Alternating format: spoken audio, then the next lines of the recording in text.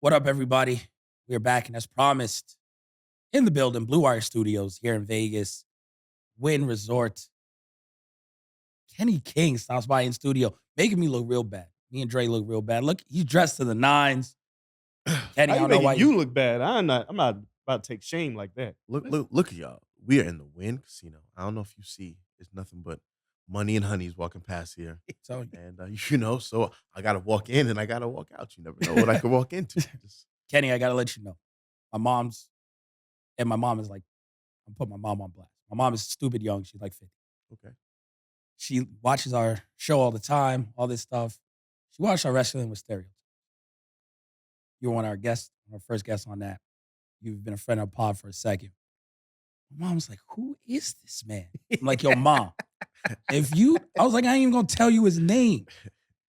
So when my mom sees this show, if a random Puerto Rican woman hops in your DMs, ignore it, please. Because my mom has the biggest crush on you. And it is horrible. So yeah, I can't even tell you my mom's you coming on this show right now. Fair enough. Everybody else will know. If she stumbles upon it, please ignore the crazy Puerto Rican woman in your DMs. The problem with that is you're gonna have to be real specific because There's a lot of Puerto Rican well, women in the I DMs. happen to be a crazy Puerto Rican magnet. Oh no. Okay. I always say I learned, right, but I'll never learn. You know, So so like the just be specific. Puerto Rican so I- women may so be I your could either kryptonite. block the one that made you, right? And then- That's right. You know what I'm saying? I'll be very cordial. Hello, I appreciate you. Now blocked. Yeah. All right, I'll let you know. I'll tell my I mom to did stay out not the think DM. that that's where we're starting today. Just got to let them know, yo. My mom's like, who is? I believe the exact quote was, "Who is that specimen of a man?" Ooh. And I was like, Take that. "Ma," like I was like, "What?" And then Kenny walk in here. Thankfully, we got this desk. He in here showing thigh meat.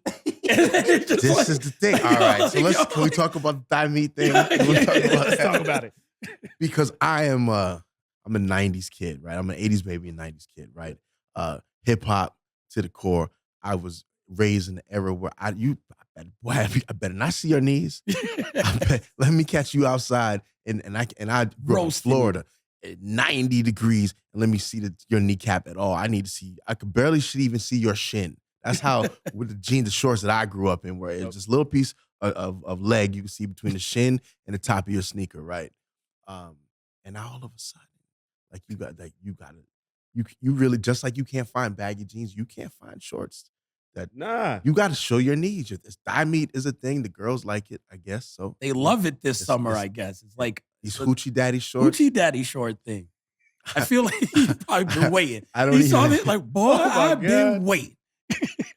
Because I had to take a deep breath and kind of go with the times because I just felt like 17, 18-year-old me is like, bro, what are you doing? Why are your legs out? Of course. What is happening here? Why your thighs are out? But the girls are like, your thighs are out. So You show up to your daughter's school like this? Like you just pop up and your daughter just be like, Daddy, why are you showing all this Stop thigh it. meat? Put 'em away, Pop. Put 'em away. Just at school flexing. Just it was the flexing. tank tops that she got. She would be like, you can't stop coming to my school after the gym. I'm like, this is convenient for me, right? I go to the gym, I pick you up. Yeah, but I don't need to hear people talk about you and your arms. Like, well, what you want.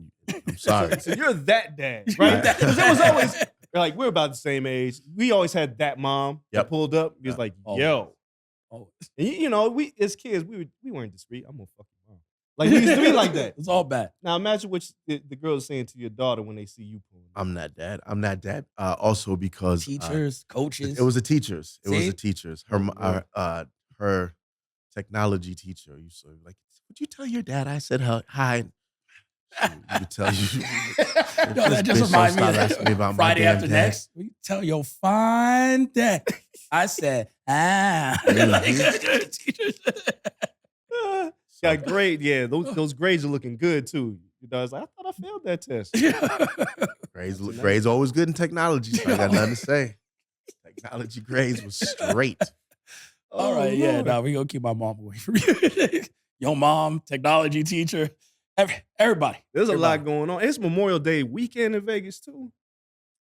Yes. This is This is a big weekend in Vegas, man. Oh This is yeah, usually a weekend where, I mean, Andres, bro, if you live here, you don't trouble. you chill. You don't go out. You kind of might dip your toe in, but there's just a lot of craziness. All the connects at the spots act like they don't know you. Um, everything Hands Big is down. facts. Everybody a promoter yeah, every other time of the everybody, year. every other time you can see your boy at the front door be like, "Hey, yo, like, yeah, come in." Memorial weekend, maybe. I know this motherfucker see me, bro.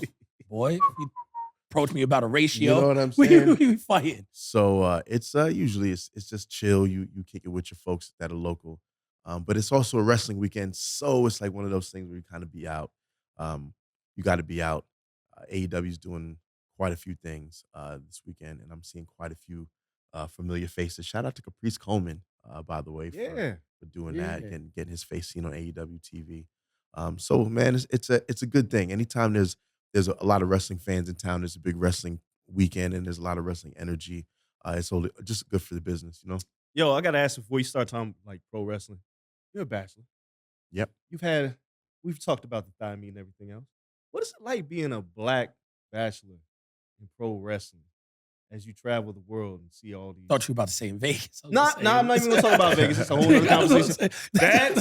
say- Sir, that's a different conversation. Yeah, listen, We live we got here. 2 rings on our hand. I don't know nothing about We that. can have, but I'm just saying, in terms of your career and dealing with the opposite sex outside of the ring and traveling, what's it been like for you?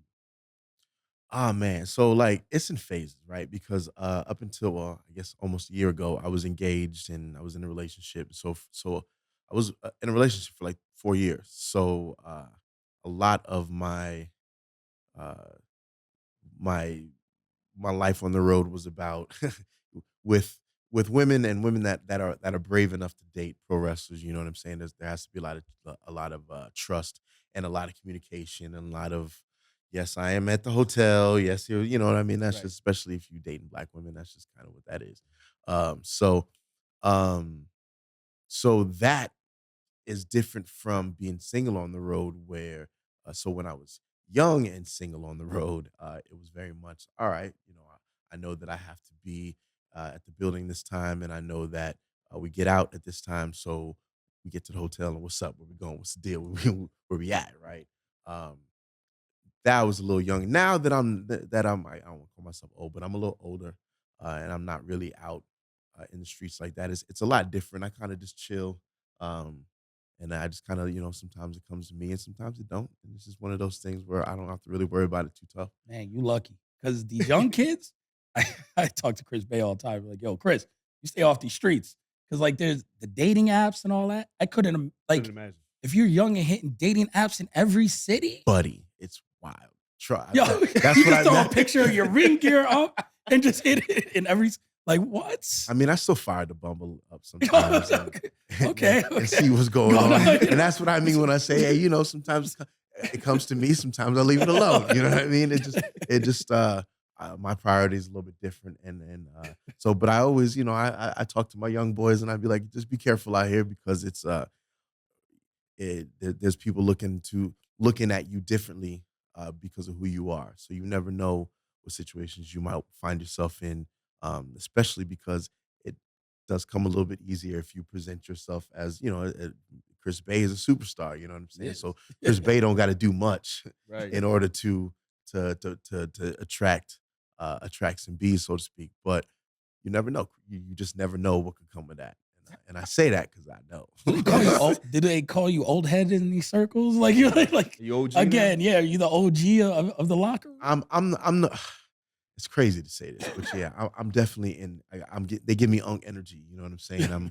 I'm big unk. A lot of these guys will say stuff to me like, "Man, I watched you when I was blah blah blah," and it took me a while to take. Man, I used to watch when I was in eighth grade, and I saw this move that you did, and take that from what you mean you just watched me when I was in eighth grade. But I mean that's a testament to one, right? I've been doing this a long time. Exactly. And two, man, dudes have just been and I've been fortunate enough to have influenced had my fair share of influence and I'm the energy is different. I'm accepting it differently where dudes come in and give me that. And I'm just like, well, damn, I influenced this guy and I influenced this guy. So maybe I have, maybe my career is what it is. Me and Chris. versus I'm still, you know, I mean, I can still do this. I'm still young, you know. You're not jumping through tables. You're not like stage diving off the third row or something. No. Man, look, I think the shooting star press might be retired. I'm just saying. Okay. Enough of that shit, huh? The knees was just like. I mean, look, doing any physical activity, any physical sport for 20 years is going to be difficult on your knees. Doing this sport for 20 years is catastrophic on your body parts. So I've been very lucky, knock on wood. Uh, thank God that I've been, you know, relatively injury free. I feel like anybody that does this for any kind of length of time is going to be debilitated, and one, you know, nobody's going to wake up and be right ever again. But um, I just start to, you just feel it. You know, it's just as the phases of my career have gone on, I just start to recover differently. I feel it differently, and the smart people listen to their bodies. And So here's the interesting. So Bully Ray was just on the Stone Cold podcast talking about as you get older, you learn when to pick your spots in matches. Now you deal with younger cats like Chris Bay. How hard is it to get them to listen to that message? Like, hey man, you spending a lot. You're gonna pay for this shit later with your body. Usually what happens is they'll listen, right? They'll listen. Yeah, I've told Chris, hey man, you know, that was a little crazy, blah blah blah blah blah. Yeah, yeah, yeah. Respect, respect. But there's no teacher like experience. So the first time that dude don't catch you and you land on the back of your head, or the first time you realize, oh man, that really really hurt, is usually the first couple of those is usually where it's like, well, I should probably not do that so much. You know, I again, it's just like anything in life. So as soon as you touch that stove, you'd be like, okay, all right, that's hot. You know what I'm saying? That's hot. Did Ne- wait. Did that happen to you? Yeah, man. Look, I used to. You did a lot of shit. Yeah. Yes, Yeah, that's what I'm it's a saying. lot of- Like, I've been watching you for a long. You done did a lot of shit. That's what When I'm- was that come to God moment where you were like, all right, I got to pull back a little bit? I was just talking about this. Slammiversary 2012. I was X Division champion, and I was wrestling Zima Ion and Christian Oh York. my God. Okay, I remember this. And we was in a 3-way. Alamo Dome was packed, so I was like, man, we about to go in tonight. So it's this idea that I've always had where I feel like if I could use somebody's body to propel off of them. So the idea was to stop Zima Ion, bend him over, and then moonsault off of him on a Christian York on the outside. Right? In theory, that sounds great. Until you take in, until you get some sense, and then you realize, well, I was always one of the heavier X Division dudes. So I was probably at that point, maybe like 215 pounds, right? Zima is probably 190 at that time, 195, give and take, right? So that is a 20-pound difference. Yeah. And there's no real way to keep yourself up like a table when a 215-pound dude is jumping off you. So he went straight down, and I went straight into the guardrail like a dart. And I can remember Brian Hebner. I was on Brian Hebner's show. We talked about this, and he came over and he grabbed my hand, and you know, it's the Iggy, and he squeezed my hand, and I squeezed back, and he's like, "Are you all right?" And I squeezed back, and he said, "Open your fucking eyes." And I kind of get up, and I'm like, you know, doing the inventory. All right, fingers, toes, spine, neck. All right, everything's cool. So I mean, this is 4 minutes into a 15-minute 3-way. You know what I mean? And we're the opener on the pay-per-view, so ain't no getting hurt, right? And the first thing I can remember after that is kind of getting up, crawling up. And Christy Hemme was the ring announcer, and SoCal Val was over there, and they were both over there with their hands over their faces. So finished the match. Everything was fine. Was a little fucked up a couple days after, but I won't forget afterward, we come back, and Kurt pulls me to the side. And he's like, "No, you have a fucking job, right? You don't have to audition no more. Like, you got a gig. You're the X Division champ. Like, you'll stick around, right? Stick around." I was like, okay, maybe I'll chill out. So Now, when you go into matches, what is your mindset then? Because often we talk about this. It's like, yo, not everyone in baseball can throw the fastball, right? Like, you can't throw a fastball 100 miles per hour your entire career. You got to learn to change up. mhm, Got to take some off of it. mhm. But you can be effective if you change your style. When you go into a match now, how have you been able to adapt without, again, you were X Division champ. People thought of you as big as you are. It still is like a flyer, a guy who does really athletic moves. How do you change that? How do you now approach a match at this age going into it and still make sure the fans have that same experience? Well, back in them days, right? Like I was considered like cutting edge athletically, right? Cutting edge, and I was right. But these dudes nowadays, man, athletically are just it's not even fair, right? Some of the things that some of these guys can do. Um, so I let them do that, right? My objective is always to, if it's your job, man, if you can do the flippity dippity, then baby, then I baby like do the flippity dippity, right? And I will find a way to give everybody, the fans what they want, the match what it needs, and my brand what it needs, in that putting filling in those holes. I can still do lots of things, um, and depending on what's necessary and depending on what's at stake, there's a lot of stuff that I'll still pull out. But um, you have to get better at the things that don't require you to risk, uh, eh, don't require such high risk, or that you get if you want any kind of like continuity and longevity, especially in pro wrestling, especially wrestling the kind of style that somehow I was like, man, I'm gonna wrestle like this, and I'm gonna be able to wrestle forever. Forever. Yeah, right. Like And only Jeff Hardy can do it. yeah, No one well, else. Jeff Hardy's not. I mean, PCO's not human, right? But Jeff's Yeah. not PCO is not PCO human. is also not- really not a human man. Like he's just made of something that's not like we're just not made of this. Yeah. Um, I've never seen a dude like Jeff Hardy before. Shout out to Jeff Hardy. He is Crazy. unreal. Don't know how his body Unreal. takes it. Still to this day. I watched Jeff Hardy for years. It's like, you gonna jump? You gonna do that again? He'll do it on Sunday. He'll jump off. Yeah, some yeah, shit. yeah. Something Yeah, crazy. Something's gonna happen. Something's crazy. crazy. So Kenny, ROH fold. Me and you text a bit. Your future's up in the air. I remember you texted me and said, that you're older, you don't know what's going to happen. Were you concerned that, not that your career is over, but like, what do I do now? Like, where exactly do I go from here? Because you've been the man on this circuit for years, from Impact to Ring of Honor to, you had a little stint on Tough Enough, but once Ring of Honor closes its doors, like, how do you maintain not only out of boredom because you're used to being on the road, the pandemic happens, you're not going anywhere anyway, but then there's the financial aspect of it too. How'd you play all this out in your head? Um, all of that, right? Like, I mean, it very much occurred to me, well, this could be the end of my career. Um, especially with the direction, WWE going in a very not uh, veteran friendly, I should say, very young direction.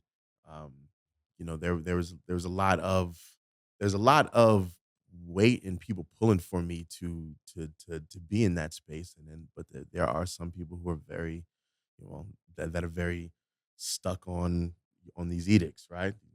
Got to be young, got to be young, got to be young. So okay, I look at that realistically, and just look at how everything's playing out as far as AEW's roster is chock full of dudes, and so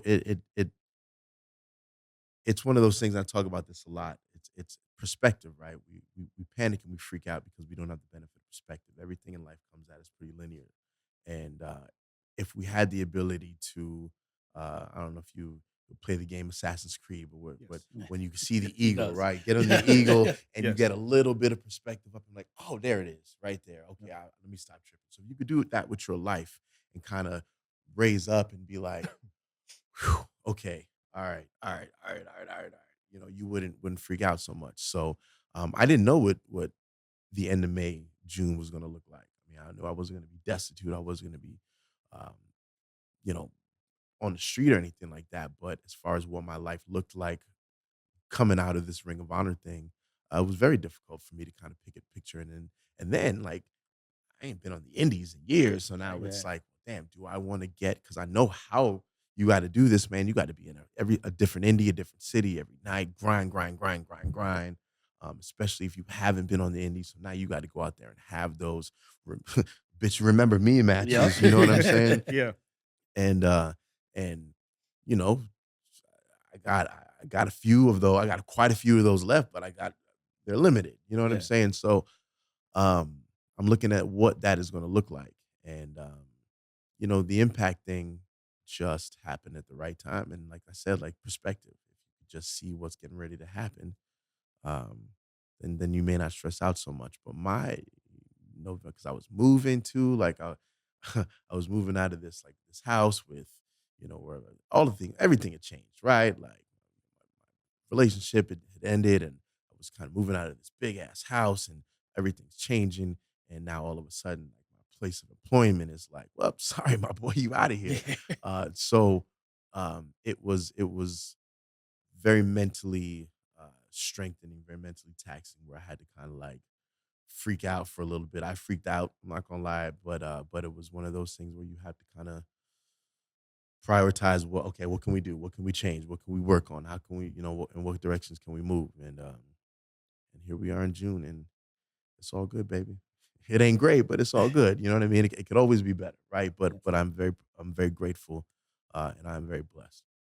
We were talking about this last week. We were talking about the Kendrick album and how it seems like an outlet for him during that time. Like, and how a lot of people sat and thought to themselves, and you get real introspective during this pandemic. You got nowhere else to go. For the first time, there's nothing else to distract you. What was your outlet during that? Because you talk about the perspective of it after and now where you're at, but during it, what was your outlet? Like, we thought Kendrick poured himself into this album, and we got some wild stuff on this album. And you do many things outside of wrestling. What was your outlet to kind of keep you sane during that time? Man, that's a great question, right? Because I would say that, and this is just me being candid. Like my outlet was my kids, right? Like I was in my fiance. She had a son who I pretty much adopted, and my daughter was with us full time. So um, it's that was where I was like, all right, well, you know what? Then since I'm not on, because I'm pretty much always on the road now, let me be super dad. But at the same time, my relationship is coming apart at the seams, and where it's at, where shit starts to get irreparable. So then that becomes not a toxic environment, but the place where you need kind of sanctuary and shelter kind of is a place where you kind of want to get the fuck away from at Yeah, the you same can't time. escape So it because you you know what can't. I'm You're saying? like, yo, lock down. You're like, Right, yo, right, you're right, right, locking right, me into right. this place. So I don't know if I had an outlet. I know that I mean, I will say this, man. Shout out to Sinclair Broadcasting, because no matter how it ended, I will say shout out to them. They took care of a lot of people in 2020 when a lot of people were out on their ass. They took care of a lot of people, and we did absolutely nothing for 8 months. Yep. And nobody, not one time, was a cent missing from my paycheck. So, It's you one of the know, only companies, I believe. I think the only Yeah, one. Yeah. in pro I wrestling think the that like only one. continued to pay Mhm. people Right, during right. that time. So, I have my own issues with how it ended, but I will never, never, never, never, never uh, not give them props and all respect for them taking care of dozens, maybe even 100 families, Yep. during the pandemic. So with that not being the stress, that was where can we go? Things, what can we do? Like, I mean, I went camping for the first time. Like, I was a brother. Like, bro, that RV stuff ain't for I me. It still ain't ain't for been camping, so it ain't yeah. for me. I'm not an RV dude. I'm not gonna camp out. Bro, let me tell you. Let me tell I'm you. missing it. This is the way. When I tell you, brothers, let's get on this RV move. Really? Man, you I can gotta do an RV. I can't do like the floor. no, no, no, no. Yeah, I ain't talking yeah, about yeah. going outside. Okay. I'm talking about Okay. driving Oh, into an RV oh, park, Oh, okay. plug in your shit in, get some electric, get some sewer, oh, going outside when it's time. we glamping. Yeah, Yeah. yeah, yeah. You know what I'm I'm with saying? it. And I was even like, man, I ain't doing that, man. That's for old white dudes. Blah, blah, blah. Listen, these old white dudes got the ticket. You got it right. Okay, they've been hiding this from us, and shame on you old white dudes from keeping We RVing invaded. from We us. taking it. Because We I taking it. promise you, once more brothers start RVing, the space is gonna get a little. Oh, we little turning it different. up. It's gonna Oh. be different, I'm Boy, telling you. how many 16s can I fit under there? right? I'm telling you. It's gonna be Pulling the whole slapping. table out. RVing is the move. They're gonna have whole RV spade tables come down from the sides. It's Don't get this man started. Yeah, on he spades. don't. He He won't don't know play nothing. spades. He don't know nothing about no spades. He won't teach me how to play spades. Okay. Well. Do See, you play dominoes? I do play dominoes. See, it's either I one. play of those. bone. Or Yeah. both. I play Yeah. all of this Why won't you teach him how to play spades? because he wants to play with me against partner. people. I don't Yeah. like to lose, and if it's gonna be his fault, we fight. Well, okay, get Like, an app. yo, you can't. Nah, I did get an app Okay. to teach me, and I was like, yo, I know like enough now, but he still won't. No, he was like, lose. let me practice with you. You don't practice Because spades. then his wife was gonna play with somebody else, and his Yeah. wife talked mad shit. Yeah, no, So he like- can't lose to his wife. Right. So now, like, he's yeah, just it's a lot. It's a lot. different than that. You gotta like. he invited me over to the crib for a game night, Yeah. like part, and wouldn't play. No, teach your wife, and y'all play against. We And beat just y'all take ass. L's. Yes. He wants me to be a jobber, a spades jobber. I mean, listen, because the thing is, it gets real competitive. It gets Yes. real serious. Yeah. You know how I go slamming Yeah. the damn dominoes on the Yeah. table. You know how that go. You ain't got no time for no rookie, no novice. That's why I don't really play because I'm not really that good at dominoes, and don't nobody want to play with me. So I just wait. I just sit back at the parties and I just wait till the cards come out. Then I'll be all right. It was good. So I know my You gotta lane. wait your turn. I Yeah, know that's my lane. exactly what I had to do. I had to wait for taboo. They cut me out everything else. We did cut you out everything else. All right, so the match that everybody talked about, you and Shane Taylor. Now, not only was this match felt by our community, Black Twitter blew up, everybody else, but everybody loved this match. And then, obviously the cutting the scene with Black this, whatever. I want you to walk me through this particular match and knowing how Shane is and knowing who you are. How important was it to put together the match that you guys put together? Because I think we're going to be talking about this match for a long ass time. Man, that's thank you, right? Because that's I'm really really proud of that match. The thing about that match is that it's just effective and it just proves how effective long-term storytelling can actually be, right? When you plant some seeds and you water it and you water it and you water it, you let it rock, and then you actually can blow it off, give it the time and the circumstances to blow it off. That's good pro wrestling all the way from start to finish. So as it was happening, and we started the whole thing with me, Shane, and Roosh. We made it very, very clear that Shane and I did not want this to be something that would just be, rushed through. And we, Right. if it meant that I remember us talking, like, if it means that we don't touch for a year, then fine, right? Let us do completely other different things, intersect. And so fast forward all that to boom, final battle, fight without honor. We know what we got. Just to, man, you want to tell the story, but you also have the atmosphere of the match, the fight without honor. People are going to want to see the danger and the car wrecks and all of that. So you just have to be careful that you just have to weigh it out very evenly, right? You got to show, you have to pay off some of the things that you've been telling in the story while amplifying, while showing how did we get to this violence, right? Yeah. And so everything had to kind of be laid out. I thought pretty methodically and in relationship to the story. This was it, right? This was not only just the final match between me and Shane. This is the final battle, baby. Like, this is who knows what was going to go on. Nobody knew that it would become Ring of Honor. That's my favorite thing to say. And that's no shade. It just is what it is. What it is. So we knew that, man, this was going to be one of the matches on this show. Like, this was, if they weren't going to put us in the main event spot, which was okay, fine, whatever. Then we were going to make it the main event.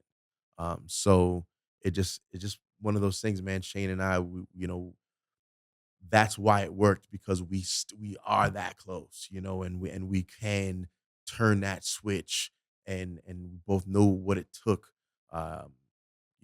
Bodies be damned to kind of create what was necessary. So the pile driver spot was my idea, and that was my nod to Steen Generico. But it I didn't mean for it to go like that. So much shade to that bitch ass ring attendant who pushed the damn ladder up instead of just holding it.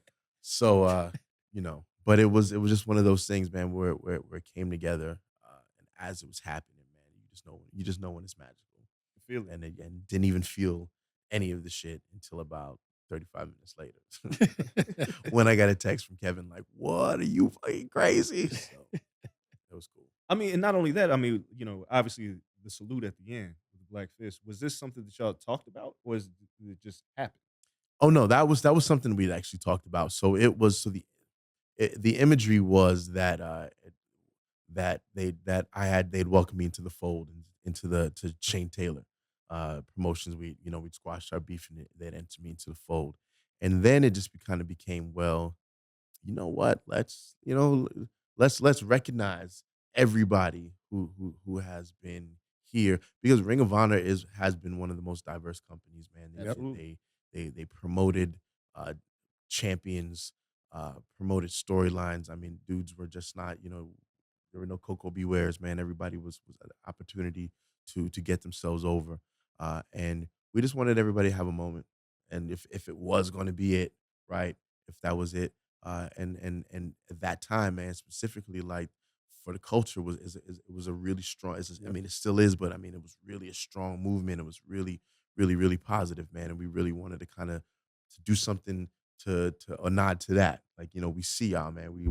We appreciate what you guys do. We appreciate the fans that are out there giving that support, talk, that sometimes, and trust me, we see y'all on Twitter, y'all going to Lions dens, dealing with a lot of nonsense from the traditional, wrestling community. But we see y'all, man. We appreciate it. Yeah, no, I feel like, and we talked about this, like, especially like going to stuff like Wale Mania and all this stuff. Like, we're Yeah, the you. cool ones. Sorry. That's this It's distracted Memorial Day window. weekend. I'm sorry, man. Yeah, We it's a hear that. distracted window. Like going to places like Wale Mania, all that stuff. Like, we're kind of like the cool. We're making pro wrestling cool again, right? Like, it's our culture that is making this cool again. LeBron is wearing pro wrestling t-shirts. Like, Hmm. Wale is putting, like, West Side Gun is coming to shows. Like, people are in hip hop songs and shit is being named after pro wrestlers. We're pushing the culture forward when it kind of became stagnant, mainstream wise. Like, we are giving it that next push. You've been, and we got a couple more minutes. You've been in the wrestling world for so long. Now, do you see a positive change for black athletes specifically in pro wrestling? Like, the next generation, do you feel like, is there more spots for black champions, for black talents to carry companies? Do you think what's happening outside those walls of pro wrestling will be recognized? So often we hear like, yo, the decision makers aren't black, so what do they care? Right? Like, what do they care if the Wale's of the world, the rest, the musicians, the everyone else love black wrestling?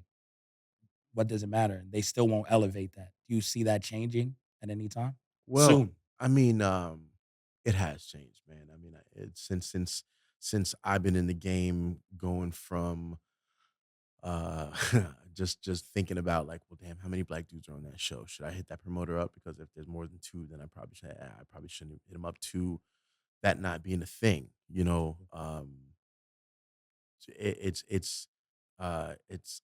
It's crazy, right? It is really crazy, and it's very encouraging, and it's a beautiful thing to see just how wide open the game is now compared to how it was even when I was starting, right? I can't even think about, like, guys like Devon and D'Lo and guys like Jack, like, so in the span of their careers, I'm sure from them to, like, a guy like me, it's like, damn, man, Yeah. that guy was on Tough Enough. You know what I'm Right, saying? Yeah, Like, right. it was, yeah. Like, you, yo, you he know what got he got opportunities, like he was on TV to TV. do Yeah. this, right?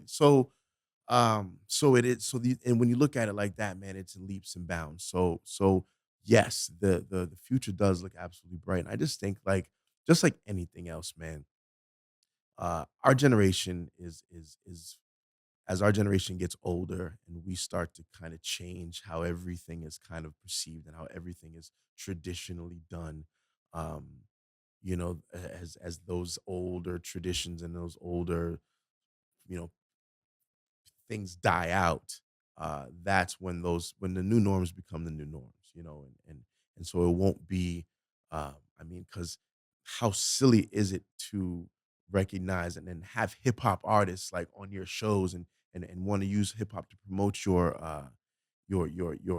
product, Yeah. but not acknowledge the influence that this has in a certain community. Like it's very much cart before horse kind of stuff, but that's an older kind of mindset. So as these people start to go away, Yeah. I mean, Yeah. it just there's We no know. other way to put it, Yeah. right? As these people start to go away in every phase, I feel like of our society, um, then things are gonna change more and more and more, and the norms and the things that were so this is how it is now just start to kind of go just fade away, you know? All right. Before we go home on this, I don't know more. Y'all have been kind of rolling, feuding with Bullet Club. Is this when you knew this was happening? Is this where you expected it to go? Did you have any idea where this thing was going? Man, I was just happy that somebody that I was floating in the water and somebody threw me a lifeline, right? So when I first kind of heard the assembly of humans, I was like, huh? and nothing other than the fact that we all have worked together for Right. years, but it is not a an assembly of humans that when you think of pro wrestling that you'd be like, yes, that's a squad, That right? works. But fuck, it does. It really does. And it takes sometimes that. I mean, that's really like I tell this story like this. That's how me and MVP got started because always felt I was very nervous working when I first started working with MVP and Impact because I thought that me and MVP occupied a lot of the same space, right? Cocky, athletic, you know what I mean? And it was always like, man, well, we kind of do the same things and we do some things different than others. But once we started working together, it was like, oh man, all right, you can do this and I can do this, and we still nobody's and I don't have to do this and you don't have to Yeah. do this. You don't have to cover so much ground. So um the honor no more thing works out so well because everybody's just solid as shit. Everybody's good. And the promos have such a dynamic flow to them. They're so I watch them because I think they're entertaining because you wouldn't think that you could string me and Vincent and Eddie and Matt Taven and Mike Bennett together in a promo and not have it be whack, but it absolutely flows. And especially with the chaotic nature of the group Right. and how many invasion angles is Impact and TNA done, where it just ends up being rah. But um I like where it's going at Slammiversary, where you know what I mean. We take it to the heart. Now we starting to whip TNA Originals asses right now. Yeah. Like we taking it to like we gonna whip Shark Boy's ass. We giving it to everybody. You know what I mean? Like everybody who represents something to this company, um, we giving it to. So it is the fans are really really digging it. So I'm happy for that. Yeah, Keep man. digging it. Fresh take on the invasion angle. Like that's one thing in our group chat when we saw it. It's just like, oh, my boy Justin Ivy, shout out, is like the biggest Impact fan, like ever. And he's like, no, like this is actually dope. Like yo, this works. I was like, you lying. And I was like, who's in this group? And I was like, Kenny. I was like, oh, I get it. And then you put me on to some stuff. I was like, no, it does work. So it's amazing. Shout out to Impact though. Like they allow growth in those chances, right? Yes, yes, yes. Whether it be like, yo, yeah, this has happened. Yeah, there have been invasion angles, but nothing like this. And this is why this can work. So yeah, shout out to D'Lo, everyone over there. Like, big ups to them. Big We always give shouts. them like super credit because they let people try stuff. They let people try and fail, and often people don't fail. I mean, think about it. Like they've allowed Eddie Edwards, who was the heart and soul, you know what I mean, of the company, the number one baby face, to essentially turn Hulk Hogan. You know Yeah, what I to turn. mean? Well, we won't say his real name. Turn Terry Bollea. We don't say his name. But you know what I mean? And to make that kind of a big switch is it's a lot of faith. And I'm glad that they did, man, because we're really pulling it off. Eddie's really talented. We all work really well together, man. It's Man, we're enjoying it. We enjoyed Sure. you dropping by. I appreciate it. Hopefully, everyone else enjoyed this interview except for my mother. So we we really appreciate Kenny King coming through. We're gonna take a quick break. When we come back, more pro wrestling, tons this weekend. We appreciate you all. Don't go anywhere. Be right back after this.